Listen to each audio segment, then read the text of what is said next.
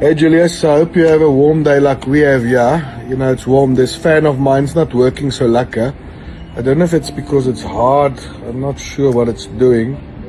Anyway, I have another one here. Let me put this one here and try this one. Oh, it's also hard. I'm going to spend this fucking money now. Please tell me where we're going. Have a lucky day.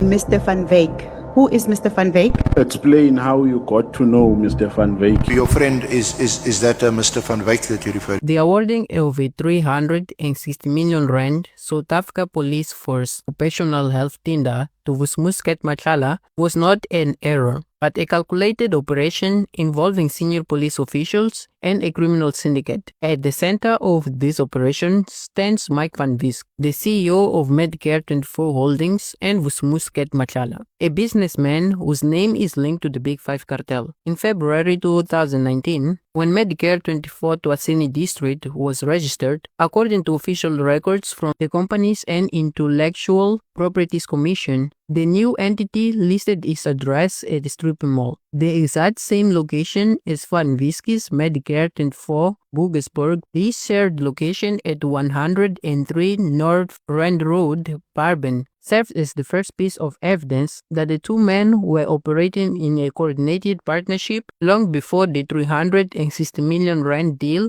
was finalized. The timeline reveals a persistent effort to capture this specific police contract. In 2020, Machala used his newly formed company to bid for an early version. At that time, the company was less than a year old and lacked any real operation footprint. The bid failed, but that failure did not signal a retreat. Instead, it led to a more sophisticated strategy. By 2024, Medicare 24 Tuasini district successfully landed the tender, which was budgeted at 360 million rand over 3 years, but eventually was awarded for 228 million rand. The contract was intended to provide medical screenings, wellness checkings, and injury on duty evaluations for thousands of SAPS members across 9 provinces. However, internal audits later revealed that the company was essentially a shell company, utilizing Van Wysk's established Medicare infrastructure to create an illusion of capacity. This arrangement allowed Machala to act as the face of the tender, leveraging broad-based black economy empowerment rules to secure the award, while Van Wyks operated in the background as a consulting CEO. Van Wyks admits himself that he suggested the registration of the name of the company, claiming it was for legal regulations and operational independence. Yet, the reality of the tender process contradicts this. When the police bid evaluation committee conducted a visit, they did not go to the address listed on the bid. They went to the Medicare 24 office in Boegesburg. 2 new viral videos released recently shows Van Wysk's with significant stacks of cash, and the second, an introduction video, shows Van Wyk introducing a client named Giorgio to Brigadier Mkwanazi. In this video, Van Wyk tells the client that Mkwanazi is the person to solve his transport problems and notes his extensive contacts in Tuasini and Johannesburg. Hey Julius, I hope you have a warm day like we have here. You know, it's warm. This fan of mine's not working so lekker. I don't know if it's because it's hard. I'm not sure what it's doing. Anyway, I have another one here. Let me put this one here and try this one. Oh, it's also hard. I'm going to spend this fucking money now. Please tell me where we're going. Have a lucky day. The head of the EMPD on this side. I think this is a person I would love to introduce you so you can have a one-on-one with him so that your transport problems can be sorted out. He also have all the contacts for Tshwane in JMPD due to his rank and everything.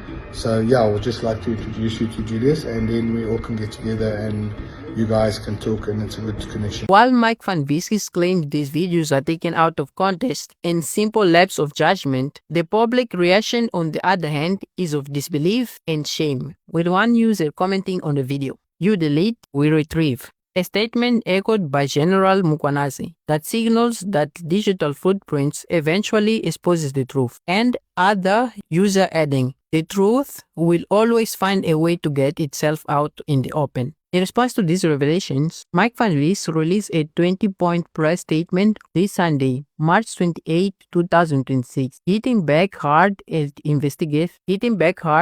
investigative journalist Jeff Wicks, accusing him of prioritizing clicks over the safety of those involved in the case. Furthermore, he claims his life has been threatened and that he has faced numerous break-ins, leading him to open a formal case with the SAPS. In his response, Van Micks frames himself as a person whose life is being endangered by reckless journalism, stating that the early release of the media covers on TikTok was a mistake and constitutes a violation of laws of media. Language should never be the barrier standing between you and your goals. That's where Forever Consulting and Language Servers comes in.